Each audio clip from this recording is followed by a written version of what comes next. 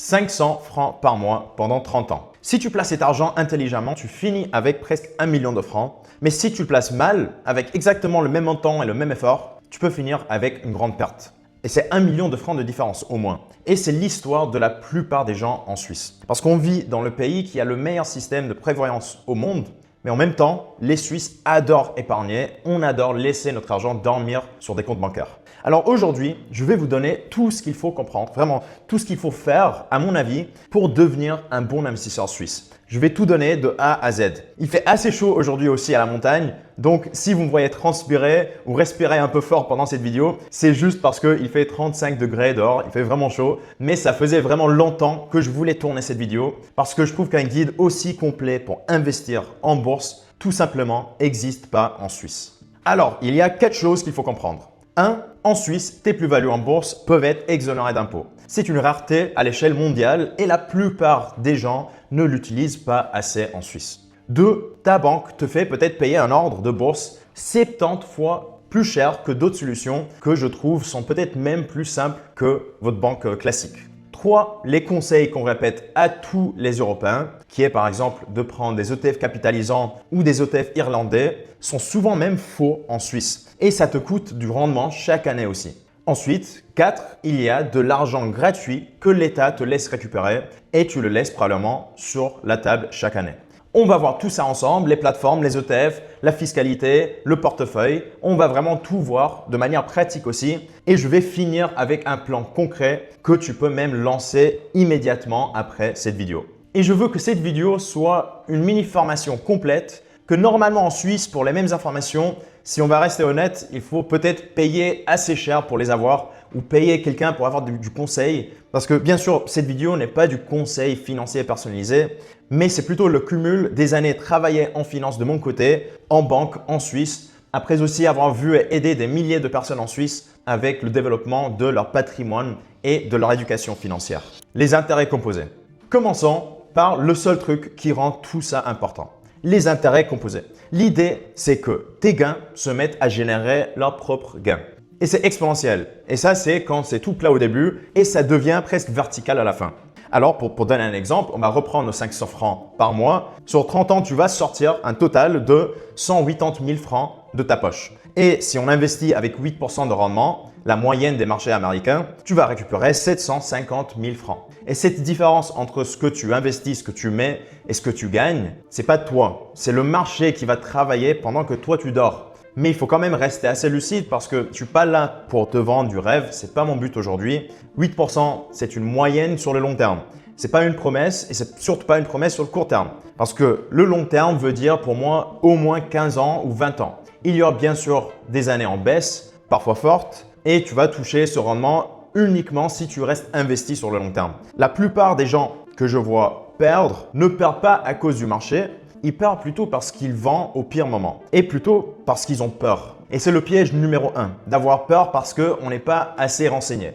Bien sûr, le piège encore plus grand que ça, c'est d'avoir peur et de ne rien faire, de ne jamais investir. Mais si vous êtes là, vous regardez cette vidéo sur YouTube, vous suivez déjà ma chaîne, vous avez regardé d'autres vidéos, tout ça veut dire pour moi que vous avez déjà commencé ou vous voulez commencer à investir. Ce qui veut dire que je ne suis pas là pour vous convaincre à investir. Ça, je vais imaginer que vous savez déjà que c'est une bonne chose. Mon but dans cette vidéo, c'est de vous donner tout ce qu'il faut pour utiliser cette motivation de vouloir investir et vraiment passer à l'action et faire les choses correctement. Les fondations. Avant même de parler de bourse, il y a 3 fondations à ne jamais sauter.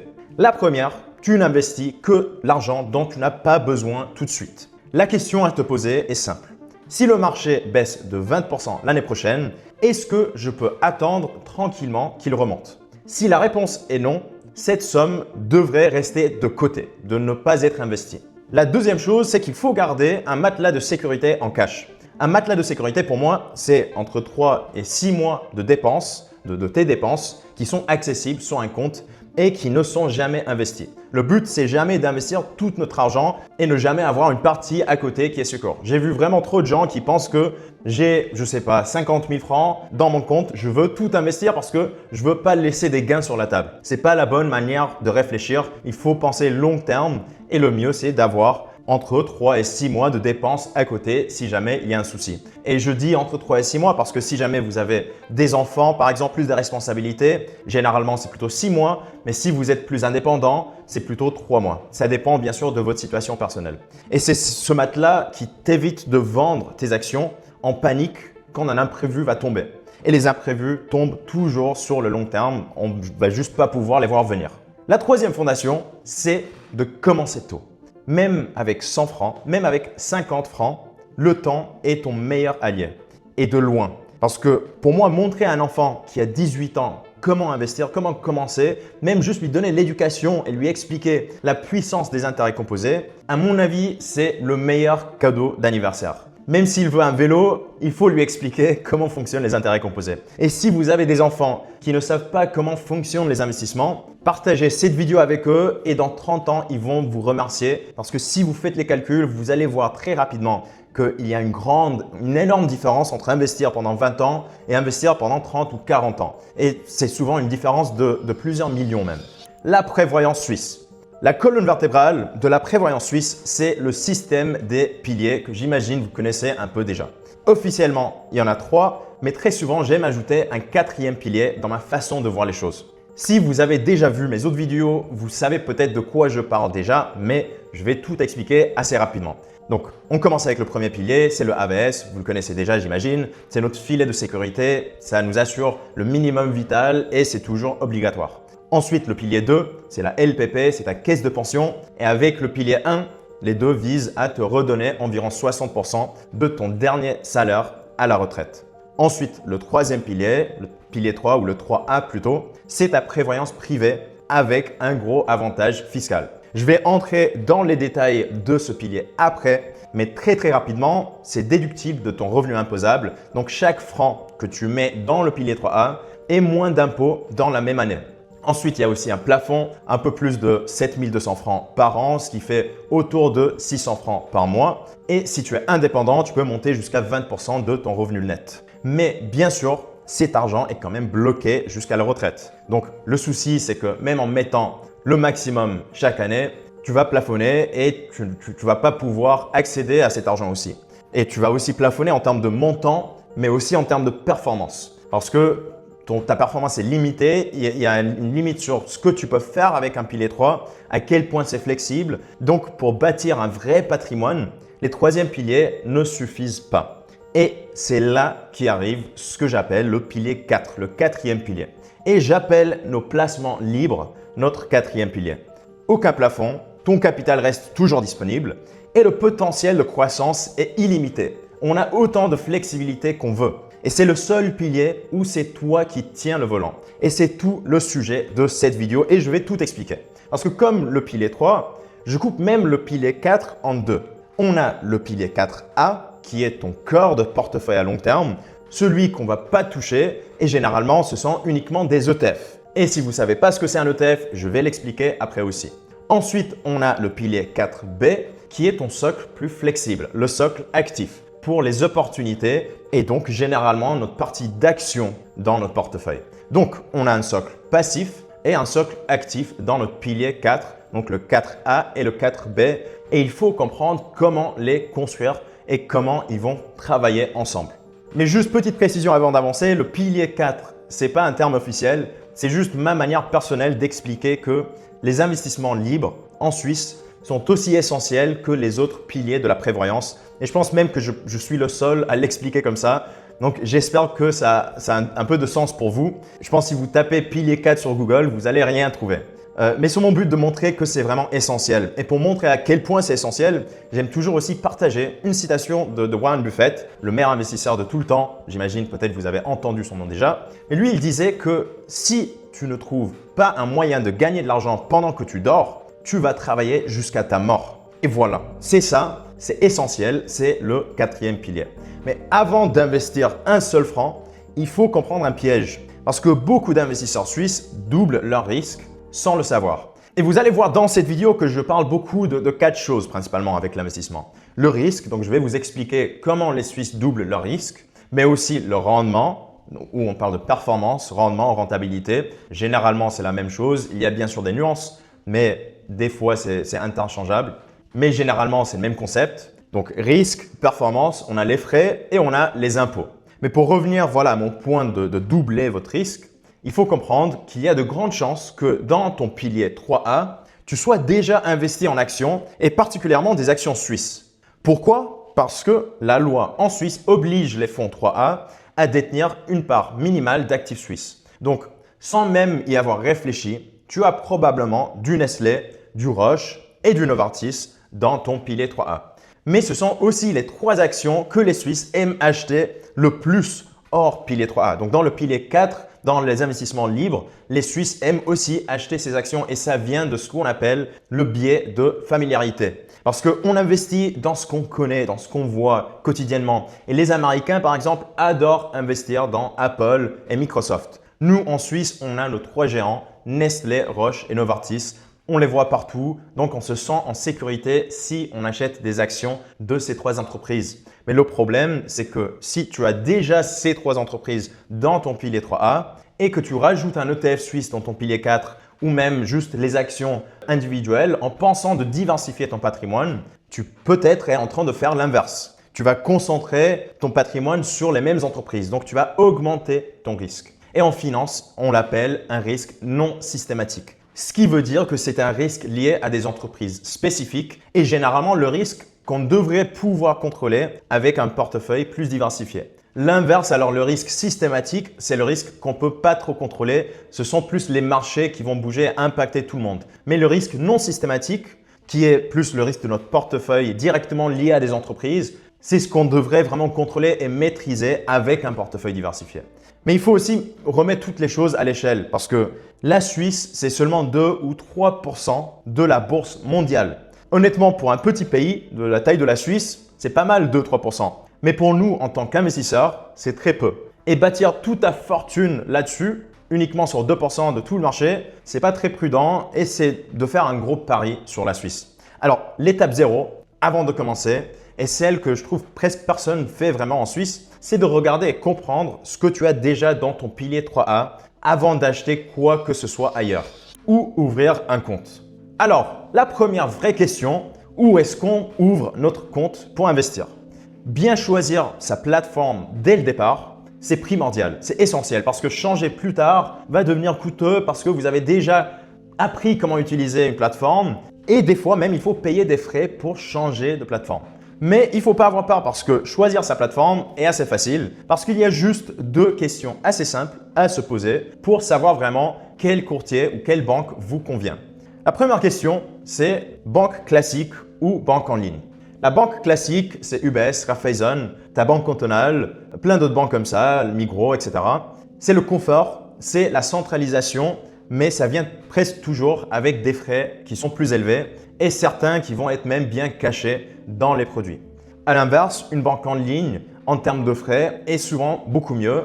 On a plus de flexibilité et même les applications mobiles ou les applications en ligne qu'on va utiliser pour investir sont mieux développées, plus faciles à utiliser et on a aussi plus de choix d'actions.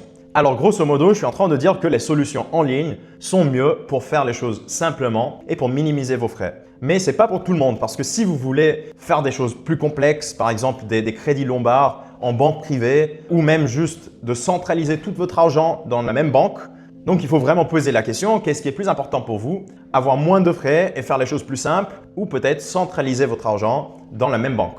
Généralement, pour la majorité d'investisseurs débutants suisses que j'ai pu voir, c'est plus la banque en ligne qui fait plus de sens, mais j'aime pas dire catégoriquement que c'est la seule option qui existe. Ensuite, on a notre deuxième question. Suisse ou international? Est-ce qu'on prend une solution, une banque, un courtier qui est suisse ou une solution qui est internationale? Et là, ce qui change sont le prix, donc les frais, la déclaration fiscale surtout, ou plutôt la facilité de déclaration fiscale parce qu'à la fin, il faut le faire, et aussi le nombre de marchés ou actions qui sont disponibles pour vous. Pour être un peu plus précis, un courtier international vient avec des frais qui sont souvent moins élevés. Par exemple, souvent on va pouvoir éviter par exemple les droits de timbre et même avoir des frais de changement de devise qui sont vraiment moins chers. On a aussi très souvent accès à plus d'actions qu'un courtier suisse. Bien sûr, les 2 options vont donner accès à une action grande comme Microsoft par exemple, mais très souvent, vous n'allez pas pouvoir trouver certains ETF peut-être plus niches, dans des secteurs plus niches, avec des courtiers suisses, mais vous pouvez plus facilement les trouver avec des courtiers internationaux. De l'autre côté, un courtier suisse permet de faire une déclaration fiscale plus simple directement à partir de l'application, comme c'est spécialisé pour la Suisse. Avec les courtiers internationaux, souvent il faut payer un service externe ou le faire manuellement. Mais personnellement, après avoir fait des calculs, même si vous devez payer 50 à 80 francs chaque année pour ce service de simplification de déclaration fiscale, c'est toujours moins cher si on prend un courtier international que de prendre un courtier suisse et que ça soit inclus dans nos frais. Mais encore, ce n'est pas un conseil financier, c'est vraiment à vous de choisir le courtier qui te convient mieux. Et très souvent, on peut gratuitement faire des démos de différentes plateformes pour trouver celle qu'on trouve vraiment le plus facile à utiliser. Mais pour rendre tout ça peut-être un peu plus pratique, je vais donner un petit classement de courtiers que moi je trouve sont les meilleurs en Suisse pour un investisseur suisse. Donc pour commencer, si vous voulez le plus de choix d'actions, d'ETF et les plateformes les moins chères en termes de frais, etc., il y a deux courtiers, deux banques en ligne, Interactive Brokers et Freedom 24. Ils n'ont aucun frais de garde et ce sont des courtiers que la plupart des investisseurs sérieux en Suisse utilisent. Ensuite, il y a aussi Saxo, Saxo Bank. C'est techniquement un courtier suisse et le courtier suisse, à mon avis, qui a le meilleur frais de garde. Le meilleur frais d'ordre aussi et une conversion de devise à 0,25%, ce qui est bien. Pas aussi bien que les courtiers internationaux, mais c'est un très bon compromis entre le prix et la sécurité suisse et bien sûr, avec aussi la déclaration fiscale plus facile que les autres courtiers internationaux. Ensuite, on a Swissquote qui est le plus établi, disons en Suisse. Réputation solide, relevé fiscal suisse impeccable, hyper facile. Mais de ce qu'on m'a dit aussi, c'est généralement un peu plus cher. Surtout si vous voulez investir en dollars aux États-Unis parce que les frais de changement de devise peuvent être assez chers. Ensuite, on a aussi d'autres solutions comme DeGiro, You ou Neon. Et si vous voulez mon analyse complète, j'ai aussi une vidéo dédiée sur ma chaîne sur les meilleurs courtiers pour un investisseur suisse. Donc, allez trouver cette vidéo sur ma chaîne après cette vidéo. Mais une règle d'or à vous partager vraiment dans vos décisions de courtier, c'est vraiment d'éviter tout courtier qui n'est pas une banque privée, qui veut prendre des frais de garde en pourcentage, sans plafond. Parce que ça peut très vite monter et devenir assez cher avec le temps sur le long terme. Alors, qu'est-ce qu'on va acheter? D'abord, les bases très vite. Une action, c'est une partie d'une entreprise. Et un ETF, c'est un fonds coté en bourse qui va suivre un indice. Et en gros, avec un ETF, en un seul achat, tu peux acheter des centaines d'entreprises dans un produit. Par exemple, au lieu d'acheter une action Nestlé toute seule, tu vas acheter un ETF SMI et tu as les 20 plus grandes entreprises de la Suisse. Ou par exemple, au lieu d'investir juste dans Microsoft, avec un ETF S&P 500 et tu peux investir avec le même montant, on peut acheter 50 francs par exemple de l'S&P 500, on va investir dans les 500 plus grandes entreprises américaines. Et l'avantage est clairement la diversification parce que ça vient avec la minimisation de risque et aussi de volatilité. Et je pense c'est assez clair qu'on a moins de risques si on investit dans 500 entreprises tout d'un coup que d'investir juste dans une entreprise qui peut avoir pas mal de volatilité. Mais notre choix d'ETF ou d'actions vont aussi dépendre beaucoup de ce qu'on cherche avec notre portefeuille. Parce que peut-être on cherche plus de risques ou peut-être on a des convictions hyper précises ou des informations même hyper précises qui nous poussent dans une certaine direction. Mais les études économiques, moi j'ai fait plus de 7 ans d'études en finance et c'est une des choses qui sort le plus dans toutes les études de finance qu'on fait, c'est une étude qui s'appelle l'étude SPIVA. L'étude SPIVA est une étude américaine et vous pouvez très facilement le trouver en ligne sur Google. Si vous écrivez juste SPIVA, vous pouvez lire tous les détails, mais je vais faire assez simple. L'étude compare chaque année les fonds gérés activement par des professionnels contre les performances des indices plus passifs, par exemple les ETF. Par exemple, on va comparer si un investisseur suisse plus actif ou un fonds géré activement en Suisse arrive à faire mieux que l'ETF qui va suivre tout le marché suisse. Sur juste un an, donc sur une période plus courte, sur le court terme, la moitié des fonds actifs sont battus par leur indice. Donc l'ETF suisse va faire mieux que 50% des fonds actifs qui sont gérés activement. Voilà. Mais si on va plus sur le long terme, sur 5 ans par exemple, c'est presque 75% des indices passifs qui gagnent. Et sur un horizon de 15 ans, donc encore plus long terme, et c'est généralement sur ce genre de période qu'on souhaite investir, c'est presque 90% des fonds qui sont activement gérés qui ont des pires performances que les larges ETF. 90%. Pour répéter, 90% des fonds activement gérés font pire que les ETF qui sont passifs. Et c'est ça qui est vraiment important à comprendre parce que 90% c'est quand même beaucoup. Et ce sont même des professionnels, des équipes d'analystes, des modèles hyper sophistiqués pour faire les analyses plus actives. Et ce sont même des gens qui le font en temps plein, qui font ça toute leur vie, qui sont vraiment des experts. Mais ils n'arrivent pas à battre un simple indice sur le long terme. Et ils ont fait cette étude dans tous les pays, partout dans le monde, et c'est presque toujours le même résultat. Le passif sur le long terme, c'est mieux que l'actif, surtout même pour nous comme débutants. Alors, toi qui peux même pas consacrer tout ton temps à les investissements, j'imagine que si tu regardes cette vidéo, tu es probablement pas un expert d'investissement ou peut-être pas encore un expert. Alors, quelle chance est-ce que tu vas te donner pour battre les marchés tout seul si les experts n'arrivent pas? En finance, il faut rester humble, il faut rester patient et il faut pouvoir comprendre que avoir la majorité de notre portefeuille diversifié dans des ETF est statistiquement mieux et c'est statistiquement la meilleure décision pour nous. Ce qui veut dire que notre pilier 4A doit être généralement plus grand que notre pilier 4B. Et même, on n'a pas trop le droit d'investir très activement en Suisse. On n'a pas le droit d'avoir un pilier 4B hyper actif. Et je vais revenir sur ce point après en détail parce que c'est vraiment hyper important. Comment choisir vos ETF? Maintenant, il faut comprendre comment choisir vos ETF. Pratiquement, les outils à utiliser et les facteurs à considérer pour faire votre choix. Alors, l'outil que moi j'utilise pour comparer des ETF, c'est gratuit, c'est très sérieux et ça s'appelle Just ETF. Je trouve vraiment que c'est le meilleur site pour comparer des ETF, c'est hyper complet et pour avoir toutes les informations clés rassemblées ensemble pour faire vraiment les meilleurs choix d'investissement.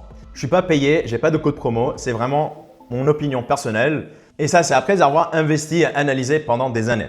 Mais pour bien utiliser Just ETF, il faut aussi savoir comment lire un ETF. Si on veut acheter quelque chose, il faut déjà comprendre le nom et ce que ça veut dire. Donc, voici quelques critères que moi je vérifie à chaque fois avant d'acheter un ETF. Prenez aussi des notes parce que pour moi, c'est la chose la plus importante de cette vidéo, surtout si vous n'avez pas encore ces informations. Premier critère, l'indice déjà. C'est quoi le marché que tu achètes? Est-ce que c'est le monde, les États-Unis, la Suisse, le monde mais sans la Chine, la technologie, l'énergie en France? Il y a beaucoup de possibilités, mais juste tu dois pouvoir le dire le secteur en une phrase, simplement. Deuxième critère, c'est est-ce que c'est capitalisant ou distribuant? En gros, si tu reçois des dividendes ou si les dividendes sont automatiquement réinvestis par le fonds dans l'ETF. En Europe, hors Suisse, ils disent toujours que c'est mieux de prendre des ETF capitalisants. Mais ce n'est pas forcément vrai pour la Suisse et je vais démontrer ce mythe juste après en détail parce que c'est hyper important de comprendre. Trop de gens viennent vers moi et ils me disent « j'ai pris des ETF capitalisants ». Je demande pourquoi. Ils n'ont pas forcément la bonne réponse parce qu'ils ont vu trop de vidéos faites par des Français par exemple. Notre troisième critère, c'est les frais. Ce qu'on appelle pour un ETF le TER. Et ça dépend du secteur, mais généralement, il faut viser en dessous de 0,3% par an. Ça paraît rien, mais sur 30 ans, l'écart entre 0,1% de TER et 1% de frais, c'est potentiellement des dizaines, voire des centaines de milliers de francs de différence, juste à cause des frais. Et ce sont des frais qu'on peut peut-être éviter si on les comprend et si on les maîtrise. Quatrième critère, la couverture de change, ce qu'on appelle aussi le hedging en finance. En gros, dans quelle devise vous allez investir? Je vais aussi revenir sur ce point après parce qu'il est souvent mal compris et les gens ne considèrent pas assez dans quelle devise ils sont en train d'investir. Cinquième critère, c'est la taille du fonds. Moi, je vise généralement plus de 100 millions d'encours pour un ETF. Plus l'ETF est gros, plus c'est liquide. Mais encore, ça dépend de notre ETF parce que pour des secteurs plus niches, souvent, on n'a pas le choix. On ne va pas avoir autant de liquidité ou autant de volume qu'un ETF hyper connu comme le S&P 500. Donc, il faut comprendre à quel point notre priorité, c'est d'avoir des ETF avec des volumes plus élevés.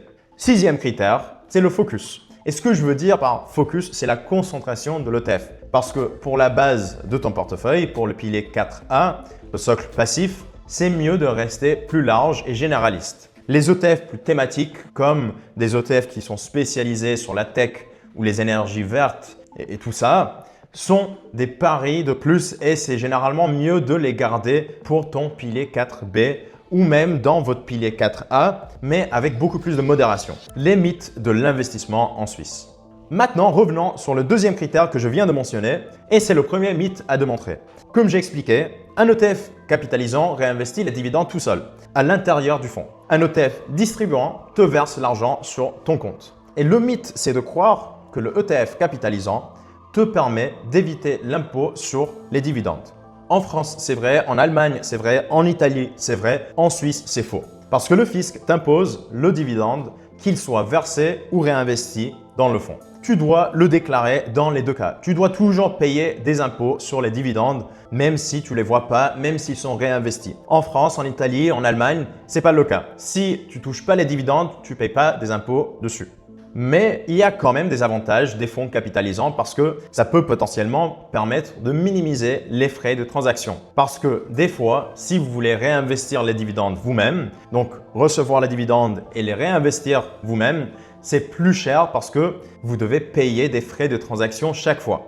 Mais ce n'est pas toujours le cas parce que si vous avez des ETF capitalisants, des fois, il faut payer un supplément pour que le fonds réinvestisse les dividendes pour vous. Donc ça, c'est aussi quelque chose à considérer parce que ce n'est pas toujours le cas que c'est plus cher de le faire vous-même. Mais c'est sûrement plus facile de permettre le fonds à réinvestir les dividendes que de devoir le faire vous-même. Par contre, si vous voulez éviter vraiment l'impôt sur les dividendes, ce que je trouve moi assez intelligent, il faut plutôt choisir des entreprises ou des fonds qui ne versent pas de dividendes de base. Et si vous voulez des listes complètes des meilleures entreprises ou même, à mon avis, le meilleur fonds pour investir en Suisse, donc un fonds qui ne verse zéro dividende, même à l'intérieur, il ne touche pas les dividendes ou la Suisse ne les considère pas. J'ai des vidéos dédiées sur ma chaîne YouTube et j'ai aussi une vidéo où j'explique quel est ce fonds-là. Ça s'appelle BRKB et vous pouvez trouver cette vidéo dédiée à ce sujet sur ma chaîne aussi. Mais à part les dividendes, pour faciliter ta vie, ce qui compte vraiment, c'est que ton fonds, ton ETF, l'action soit listée sur IC-Tax. IC-Tax, c'est quoi? C'est le site officiel du fisc et c'est ictax.admin.ch.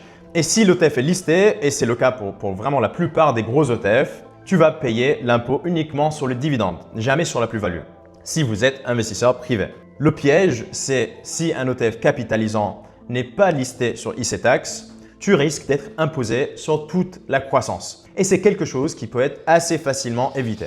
Maintenant, la couverture de change. Parce qu'en 2008, un franc valait environ 1 franc 10 centimes. Aujourd'hui, on est autour de 85 centimes. Le franc s'est fortement renforcé, surtout après le choc de janvier 2015, quand la Banque nationale suisse a lâché le taux plancher avec l'euro. Donc concrètement, si tu investis en dollars non couverts, une partie de ta performance en francs se fait grignoter. Donc, pour tes actions vraiment à long terme, c'est mieux à mon avis de ne pas couvrir parce que ça coûte de l'argent de faire du hedging, de couvrir et aussi sur 20 ans, ça ne vaut pas trop la peine. Pour une poche d'obligations, là, tu vas rester en francs. Et pour un portefeuille complet, c'est aussi important de comprendre notre exposition de risque à différentes devises de différents pays. Par exemple, à quel point est-ce qu'on a des francs dans notre portefeuille ou à quel point est-ce qu'on a des dollars dans notre portefeuille. Parce que si on a uniquement des dollars, ça veut dire qu'on a aussi une exposition concentrée sur la performance des États-Unis. Et ça, c'est quelque chose à considérer. Ce n'est pas uniquement où sont les entreprises où on investit ou quels sont les ETF, mais aussi dans quelle devise est-ce qu'on a acheté ces produits. Pour te donner un exemple concret de comment lire un ETF, imagine on prend l'ETF iShares Core SPI. C'est un ETF, c'est un indice qui suit les 200 entreprises de la Suisse. Ça suit le marché suisse. L'indice qu'on va lire, c'est le SPI. La taille qu'on va trouver sur JustETF est environ 2 milliards. Donc, c'est bien au-dessus de notre seuil. Les frais, donc le TER, est de 0,1% et la réplication est physique. Ce qui veut dire que l'ETF va détenir physiquement, directement les actions au lieu de répliquer synthétiquement. Encore, j'ai une vidéo dédiée à ce sujet sur ma chaîne, mais c'est juste un peu plus complexe pour aujourd'hui. Donc, il faut juste comprendre que ça, physique, c'est aussi moins cher. Et aussi, cet ETF est en francs suisses. Donc, on va acheter avec nos francs suisses sans devoir faire de changement de devise. Assez simple pour lire notre premier ETF. Après, le jeu, c'est de comparer un ETF avec un autre. Et pour faire un exemple de comparaison, imagine on prend deux ETF assez forts pour la base mondiale d'un portefeuille. Le VT, qui est le Vanguard Total World, donc c'est le monde entier en un seul fonds. Mais c'est aussi un ETF américain. Et on a aussi le VWRL, qui est exactement le même ETF, mais maintenant domicilié en Irlande. Et c'est accessible partout, beaucoup plus facilement avec n'importe quel courtier en Suisse. Pourquoi est-ce que ce choix entre domiciliation américaine et irlandaise d'un ETF change beaucoup de choses? Et c'est là qu'on a un deuxième mythe français à décortiquer dans la partie fiscalité de cette vidéo. La fiscalité des investissements. Je sais, le mot fiscalité donne toujours envie de dormir. Pour moi aussi, normalement, mais avec les investissements, c'est la partie qui vaut le plus de francs. Et il y a juste 4 étapes à comprendre. Étape 1, les plus-values. C'est le plus simple parce que tes gains en capital sont à 0% d'impôt si tu restes un investisseur privé. C'est hyper rare à trouver ce 0% dans d'autres pays et je trouve que c'est aussi vraiment quelque chose qu'on a de la chance à avoir en Suisse aujourd'hui. Parce que dans beaucoup d'autres pays, ils l'avaient dans le passé et ils l'ont enlevé. Mais il faut aussi comprendre que cet avantage de 0% d'impôt sur nos gains, nos plus-values, est à une condition. Et cette condition est de rester un investisseur privé. Et il y a 5 règles à suivre pour rester un investisseur privé. Beaucoup trop de Suisses commencent à investir sans connaître les 5 règles. Et pour moi, c'est l'erreur plus grande qu'on peut faire dans toute chose dans la vie. C'est de jouer un jeu sans comprendre les règles de base. Et ça ne nous met jamais dans une situation avantageuse dans la vie. Donc, si on va investir, il faut comprendre les 5 règles qui nous permettent de garder notre 0% d'imposition. Si on ne comprend pas les 5 règles, ça veut dire pour moi qu'on n'est pas prêt pour investir. Donc, quelles sont les 5 règles? Règle 1, l'investissement ne doit jamais être ton métier. Règle 2, tu gardes tes titres au moins 6 mois. Règle 3, pas de trading frénétique ou trop répétitif. Donc, oublie le day trading si vous voulez garder le 0%. Règle 4, pas de levier et pas de produits dérivés dans tous les sens. Si vous ne savez pas ce que sont les produits dérivés, j'ai aussi une vidéo dédiée sur ce sujet, sur les 5 règles sur ma chaîne YouTube où je décortique chaque règle en détail. Ensuite, 5e règle, c'est que l'essentiel de tes revenus doit venir d'autre chose que la bourse. Tu ne devrais pas être dépendant de tes investissements en bourse. Si tu as déjà investi sans connaître ça, sans connaître les 5 règles, c'est pour moi un signal que tu n'étais probablement pas prêt à commencer et il y a grande chance que peut-être tu as fait des erreurs. À voir, peut-être tu vas voir en regardant cette vidéo que peut-être tu aurais dû faire des choses différemment. Mais mon but aujourd'hui, c'est de vous aider. Donc, c'est une bonne chose. Ça veut dire que c'est une réussite à la fin, que je passe mon temps aujourd'hui avec une température de 35 degrés dehors à vous aider. Mais voilà, j'ai aussi une autre vidéo dédiée à ce sujet où vraiment je décortique chaque règle en détail. Donc, si vous voulez mieux comprendre tout ça, et je vous encourage vraiment à regarder cette autre vidéo, vous pouvez la trouver très facilement sur ma chaîne YouTube. Deuxième étape dans la fiscalité sont les dividendes. Parce que les dividendes sont imposés comme un revenu. Ce ne sont pas comme les plus-values qui sont exonérées, les dividendes sont imposés. Donc, une stratégie basée uniquement sur les dividendes en Suisse n'est pas toujours optimisée fiscalement. Parce que tu vas créer juste plus de revenus imposables alors que la croissance du capital peut être beaucoup plus efficace. Et ça, c'est pour la Suisse. Ce n'est pas forcément la même chose, même raisonnement dans d'autres pays. Ensuite, il y a la retenue à la source. Parce que sur les dividendes suisses, la Suisse prélève 35% d'impôts anticipés. Si tu déclares correctement tes titres, tu peux généralement aussi récupérer ou déduire ce montant dans ta déclaration fiscale. Mais pour des dividendes étrangers, c'est un peu plus subtil. Parce que la Suisse a plein d'accords avec d'autres pays. Par exemple, avec les États-Unis, on peut faire passer notre retenue américaine de 30% à 15%, ce qui est génial. Donc, les États-Unis vont retenir moins que la Suisse. Et ensuite, tu peux aussi récupérer cette partie, ces 15% ou une partie de ces 15% via le formulaire DA1. Encore, j'ai une vidéo dédiée à comment remplir ce formulaire sur ma chaîne YouTube, mais le domicile de l'ETF change beaucoup de choses dans ce sens. Parce qu'un ETF américain qui détient des actions américaines est plus souvent plus efficace fiscalement pour un résident suisse. Parce que la retenue à la source peut être imputée via le DA1.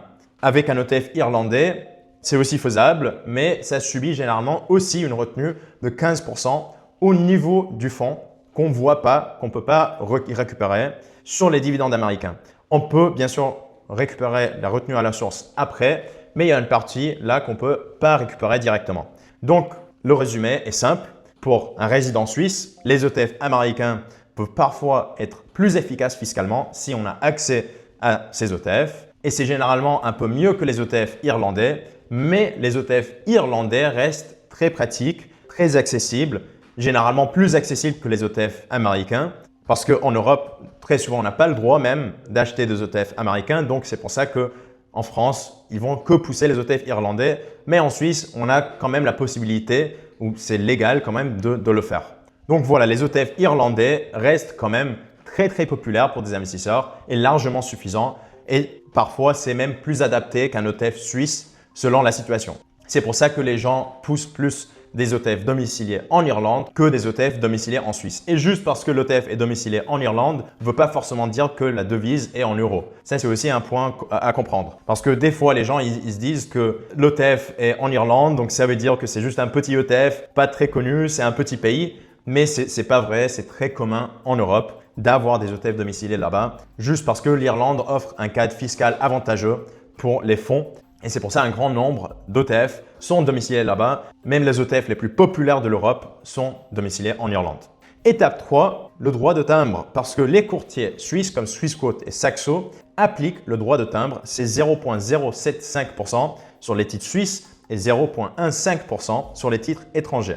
Par contre, les courtiers étrangers comme Interactive Brokers ne prélèvent pas ce droit de timbre parce que ce ne sont pas des courtiers suisses. Bien sûr, ce n'est pas énorme, mais c'est quand même une petite économie que moi je considère. J'aime bien considérer tous les frais. Ça ne va pas tout changer, mais ça va quand même compter et c'est juste mieux de comprendre comment ça fonctionne. Étape 4, l'impôt sur la fortune. Parce qu'au 31 décembre de chaque année, tu déclares la valeur de tous tes titres et ça entre dans le calcul de ton impôt sur la fortune cantonale. C'est léger dans la plupart des cantons, mais l'impôt sur la fortune existe quand même et ça te suit jusqu'à la retraite. Et puisqu'on est sur la fortune, il faut parler aussi du troisième pilier, le meilleur outil fiscal du pays. Le troisième pilier. Les avantages d'abord. La déduction est immédiate jusqu'à 7 200 francs retirés de ton revenu imposable, ce qui fait entre 1 500 et 2 500 francs d'impôt en moins chaque année. Génial, c'est gratuit. Le rendement aussi, c'est garanti dans la plupart des cas. Donc, ça veut dire un rendement de autour de 2 000 francs qui est garanti avant même que la bourse push. Ensuite, pendant toute la phase d'épargne, dans le pilier 3A, tu n'as pas d'impôt sur la fortune. Donc, l'argent est entre guillemets caché de l'impôt sur la fortune. Pas d'impôt sur les dividendes et pas d'impôt sur les plus-values. Mais il faut quand même considérer qu'à la sortie, donc quand vous voulez sortir votre argent du pilier 3A, tu es quand même imposé. Et tu es imposé sur tout, même sur tes gains. Donc, dans le quatrième pilier, dans nos investissements libres, on n'a pas d'imposition sur nos plus-values. Mais sur le pilier 3A, oui, on évite des impôts aujourd'hui, on évite l'impôt sur la fortune, mais on doit quand même payer des impôts sur nos gains demain, à la fin, à la sortie. Donc, la question naturelle à se poser, c'est de se demander, est-ce que à la fin de tout ça, je suis gagnant avec un pilier 3A ou est-ce que je suis plus gagnant à investir librement avec les plus-values exonérées d'impôts? Grosso modo, est-ce que je gagne en déduction plus que je dois payer en impôts à la fin? C'est un calcul très intéressant à faire parce que je trouve qu'en Suisse, on ne parle pas assez de ce sujet et c'est pour ça que j'ai fait une vidéo sur ma chaîne YouTube il y a quelques semaines sur ce point où je décortique le calcul de qui sont les gagnants du pilier 3A et qui sont les perdants d'utiliser un pilier 3A. Et juste pour ne pas vous faire peur, la grande majorité des cas sont des cas gagnants. La majorité des Suisses gagnent s'ils utilisent des piliers 3A. Et je vais vous expliquer comment l'utiliser au mieux aussi après. Mais il faut juste savoir qu'il existe quand même certains cas où c'est une situation perdante. Et si jamais ça vous intéresse aussi, j'ai aussi fait la même chose pour le pilier 3B qui est aussi trop sous-estimé en Suisse. Et je pense que les gens ne parlent pas assez du pilier 3B en Suisse. Donc, j'ai une vidéo sur ce sujet sur ma chaîne. Vous pouvez la trouver facilement aussi.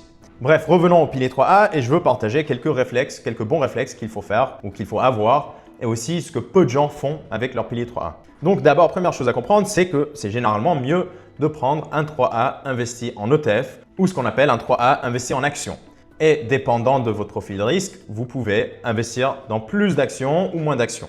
Mais surtout, à mon sens, il ne faut pas prendre un 3A sur compte d'épargne. Bien sûr, ça dépend de ce que vous cherchez, mais l'écart entre les deux est vraiment brutal. Sur 30 ans, au maximum des versements chaque année, un 3A en banque à 0% finit autour de 220 000 francs. Mais un 3A investi en actions, et même pas 100% en actions, va finir autour de 530 000 francs. Donc, c'est plus de 300 000 francs de différence juste pour une petite différence de choix au début. Deuxièmement, il faut aller sur un prestataire pas cher. Bien sûr, c'est normal. Dans toute chose dans la vie, il faut essayer de minimiser nos frais. Mais en Suisse, les références de Pilier 3A, c'est Fin Pension à 0,39%, Viac autour de 0,41% et Frankly autour de 0,44%. Le moins cher, c'est True Wealth à 0,18%, mais c'est beaucoup moins personnalisable, donc généralement, je le recommande un peu moins. Les trois autres, même Viac et Fin Pension, à mon avis, sont les meilleurs. Ça dépend juste de à quel point on veut de la flexibilité, mais à mon sens, les deux sont des très bonnes options. Mais après, il faut quand même comparer les frais que je viens de mentionner de 0,4% par exemple, avec des frais de 0,8 à 1,5% sur un Pilier 3A qu'on peut trouver dans des banques classiques. C'est énorme, la différence est vraiment énorme, donc à mon sens, il faut éviter ça et c'est généralement mieux de prendre des solutions plus innovantes comme Viac et Fin Pension. Troisièmement, il faut offrir les troisièmes piliers en assurance. Bien sûr, il y a certains cas où ça fait du sens, mais on va juste avoir des frais plus opaques, moins de flexibilité et c'est moins intéressant en termes de performance. Quatrièmement, et juste un petit bonus, Fin Pension et Viac utilisent des fonds optimisés qui récupèrent une partie de la retenue américaine. Donc, c'est un peu plus de rendement qu'on peut avoir en bonus que les autres ne vont pas pouvoir vous donner. Juste quelque chose de sympa, mais j'aime bien l'innovation qu'ils mettent dans leurs produits. Donc, c'est pour ça que je le pousse. Et encore, ils ne me payent pas pour vous dire ça. C'est vraiment juste mon expérience après des années d'avoir testé différentes solutions et d'avoir vu différentes personnes qui utilisent différentes solutions de Pilier 3A. Le cinquième point qu'il faut savoir, c'est d'ouvrir jusqu'à 5 comptes 3A et à la fin de les retirer sur des années différentes. Parce que l'impôt de sortie est progressif, donc étaler va casser la facture. Et ça peut même économiser plusieurs milliers de francs. Bien sûr, tout ça dépend aussi sur ton comptant et à quel point il permet de faire ça. Et aussi, dès 2026, tu peux faire des rachats rétroactifs sur le troisième pilier pour combler les années où tu n'as pas mis le maximum. Alors, si vous regardez l'autre vidéo et vous découvrez que vous avez un cas où vous êtes gagnant si vous utilisez le pilier 3A, c'est probablement une bonne idée de faire des rachats de troisième pilier pour remplir chaque année que vous pouvez pour sortir un maximum d'avantages fiscaux. Par contre, il faut toujours considérer que l'argent que tu vas mettre dans le pilier 3A est dans la plupart des cas bloqué jusqu'à la retraite, ce qui ne convient pas à tout le monde parce que des fois, on a besoin de l'argent plus rapidement, on a des projets de vie, on a des études de nos enfants à payer, donc ce n'est pas toujours intelligent de mettre tout notre argent dans le pilier 3A. C'est pour ça que le pilier 4 est si essentiel à mon avis. Donc voilà les 4 étapes de fiscalité et avec ça, tu as déjà une longueur d'avance que la plupart des gens en Suisse ne prendront jamais. Et on passe maintenant au sujet le plus important de cette vidéo, la construction de portefeuille. D'abord, pour la construction de tout portefeuille, il faut comprendre pour qui on est en train de créer le portefeuille. En gros, il faut que tu comprennes ton profil d'investisseur. Il faut que tu comprennes qui tu es et c'est essentiellement ton profil de risque. Parce qu'un portefeuille pour quelqu'un avec un autre profil de risque et même avec d'autres convictions d'investissement serait très différent. Il n'y a pas juste un portefeuille qu'on peut donner à toute personne aveuglement. Le profil de risque ensuite repose sur 3 éléments clés. Le rendement que tu vises, la volatilité que tu supportes et la durée, ce qui est ton horizon d'investissement. Plus il est long, plus tu peux encaisser. Mais le principe clé, c'est qu'il n'y a pas de gros rendement sans risque. On ne peut pas juste avoir beaucoup de performance sans prendre un peu de risque. Bien sûr, si on peut diversifier, on va pouvoir minimiser ce risque qu'on peut prendre, mais il y a quand même des limites.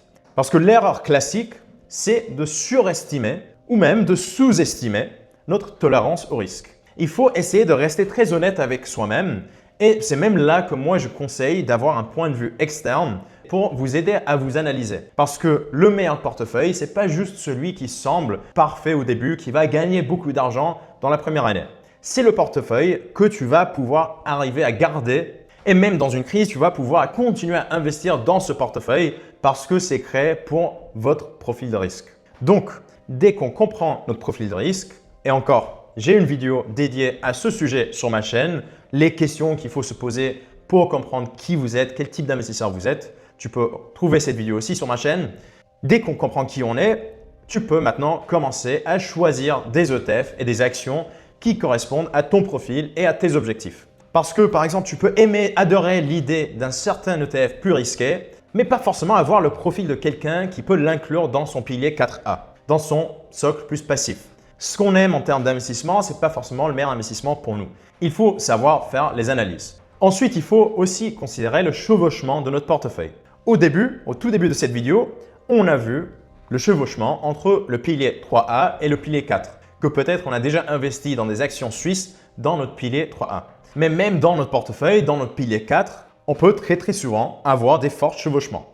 Par exemple, tu peux prendre un ETF MSCI World en pensant que c'est de la diversification complète mondiale, mais en vérité, c'est exposé à 70% aux États-Unis. Et à côté, tu vas rajouter un S&P 500 pour diversifier, qui est lui 100% américain. Et à la fin, tu crois que tu as diversifié parce que tu as pris un ETF monde et un ETF américain, mais en réalité, tu as une surconcentration sur des entreprises comme Apple et Microsoft. Le réflexe de pro, c'est de faire deux choses. Et ce sont deux secrets que vraiment très peu de gens font ou partagent en ligne. D'abord, assez simple, avant d'ajouter un ETF, il faut ouvrir sa fiche sur JustETF et regarder ses 10 ou 20 plus grosses positions, donc les 10 ou 20 plus grandes actions dans l'ETF, parce qu'il faut comprendre si on a déjà ces actions, ces positions dans notre portefeuille. Tes ETF doivent se compléter, pas se répéter, ce n'est pas l'objectif. Sauf si c'est ce que vous cherchez, sauf si vous vous dites « j'adore l'action d'Apple, donc je vais acheter Apple et l'S&P 500 au même temps ». Ce n'est pas dans la théorie qu'on apprend à l'université, mais c'est faisable, ça peut se justifier. Ensuite, la deuxième chose qui pour moi est vraiment quelque chose d'expert, mais pas si difficile à faire, c'est de faire une analyse de corrélation entre tes actifs dans le portefeuille. En gros, tu peux voir à quel point les différents ETF que tu as dans ton portefeuille sont corrélés entre eux. Si on a trop de corrélation entre tous nos ETF, ça veut dire à la fin qu'on a trop de risques non systématiques, que tous nos ETF vont se suivre et ce n'est pas assez diversifié. Pour faire cette analyse, concrètement, pratiquement, moi j'utilise un outil qui s'appelle Portfolio Visualizer. On ne va pas faire l'analyse à la main tout seul, on va utiliser l'outil qui s'appelle Backtest Portfolio sur Portfolio Visualizer. C'est gratuit, c'est assez facile à utiliser. Tu vas mettre ton portefeuille manuellement et ça va calculer et te montrer exactement sur l'historique des mouvements de différents ETF à quel point les ETF étaient corrélés. C'est hyper puissant et hyper pratique parce que ça nous montre directement si notre portefeuille est diversifié ou pas. Et on a même d'autres ratios un peu plus complexes qui nous montrent à quel point le risque qu'on prend est efficace. En gros, est-ce qu'on est efficace ou pas avec le risque qu'on prend? Est-ce qu'on prend trop de risques ou pas? Portfolio Visualizer nous permet de voir tout ça. Donc, c'est vraiment hyper puissant. Je vous conseille vraiment de l'utiliser juste pour jouer et comprendre. Et encore, j'ai des vidéos sur ma chaîne qui expliquent comment utiliser l'outil. Enfin, on a les devises. Parce que généralement, ton patrimoine ne doit pas dépendre d'une seule monnaie. Beaucoup de gens pensent que leur portefeuille est diversifié, mais à la fin, ils sont exposés à uniquement une devise. On garde le franc pour nos dépenses et notre sécurité. On va avoir le dollar parce que c'est la monnaie des marchés mondiaux. On peut avoir l'euro pour la zone voisine et une petite poche d'or aussi. Et je dis normalement 5 à 10% maximum d'or dans notre portefeuille.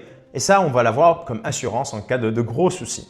Et le principe, c'est le classique, pas tous les œufs dans le même panier. Et c'est ni en entreprise, ni en monnaie aussi. Et très souvent, les gens oublient les monnaies. Donc vraiment, si vous avez déjà un portefeuille, regardez quelle partie de mon portefeuille est en francs, dollars, euros, yens, etc. Le plan concret. Alors, si tu veux lancer maintenant tes investissements, voici les étapes clés à suivre. Première étape, ouvre ton compte. Selon ton profil, Saxo ou Swissquote si tu veux du suisse et de la simplicité. Interactive Brokers ou Freedom 24 si tu veux les frais les plus bas. You ou Neon pour démarrer plus simplement ou juste même ta banque classique si tu veux tout centraliser. Tu fais l'inscription, tu vérifies ton identité et tu vires tes quelques francs pour commencer. Deuxième étape, fais tes analyses pour comprendre les ETF que tu veux acheter au début. Le mieux pour un débutant, c'est de choisir juste 2 à 3 ETF, essayer d'éviter le chevauchement au début pour couvrir différents pays et secteurs, pour bien rester diversifié.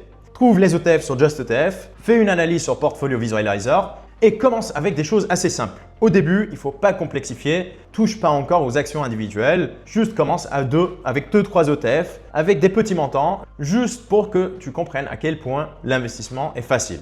Troisième étape, vérifie sur ICTax, sur le site ictax.admin.ch. tu tapes le code ISIN, tu tapes le nom de l'ETF et si tu trouves l'ETF sur la liste, c'est tout bon, tu peux continuer. Et normalement, avec les grands ETF, tu n'auras pas de souci, mais c'est juste bien pour créer l'habitude pour le faire dans le futur avec les autres ETF peut-être un peu plus niche. Quatrième étape, passe ton premier ordre. On va chercher le ticker ou le nom de l'ETF ou le code ISIN. Ce sont les choses qui sont uniques pour l'ETF.